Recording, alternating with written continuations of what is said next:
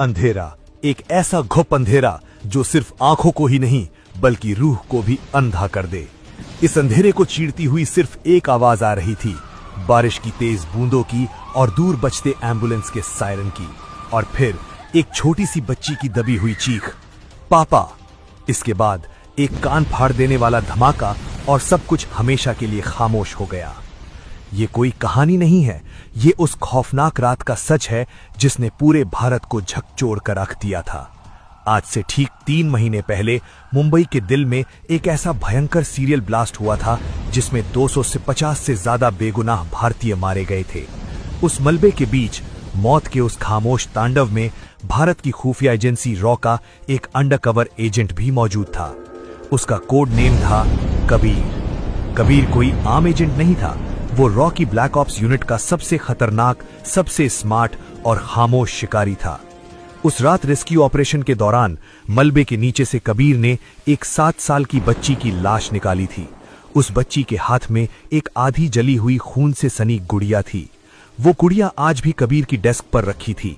उस गुड़िया पर लगा वो खून हर रात कबीर को सोने नहीं देता था।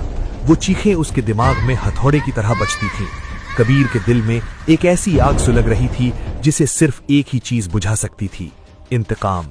एक ऐसा इंतकाम जो इतिहास के पन्नों में काले अक्षरों में लिखा जाने वाला था। इस पूरे हमले का मास्टरमाइंड था तारिक, एक ऐसा खूंखार और शातिर दरिंदा जिसका न कोई चेहरा पुलिस की फाइलों में था, न कोई उंगलियों के निशान। वो एक परछाई था जो कत्लेआम मचाकर गायब हो जाता था। लेकिन तारिक ये भूल गया था कि जब परछाइयों से खेलने की बात आती है तो रॉ की एजेंट से बड़ा कोई उस्ताद नहीं होता। कबीर ने 3 महीने तक दिन रात एक करके बिना सोए बिना रुके तारिक का सुराग निकाल लिया। तारिक भारत से हजारों किलोमीटर दूर दुबई के सबसे आलीशान और अभेद्य किले the royal palm 7 star hotel की 45वीं मंजिल के पेंट हाउस में छिपा बैठा था। ये होटल नहीं बल्कि एक चलता फिरता किला था। चप्पे चप्पे पर laser security, high tech biometric scanners और तारिक की सुरक्षा में तैनात 12 खूंखार हथियारबंद मर्सनरीज जिनके पास मिलिट्री ग्रेड हथियार थे। वहां परिंदा भी पर नहीं मार सकता था।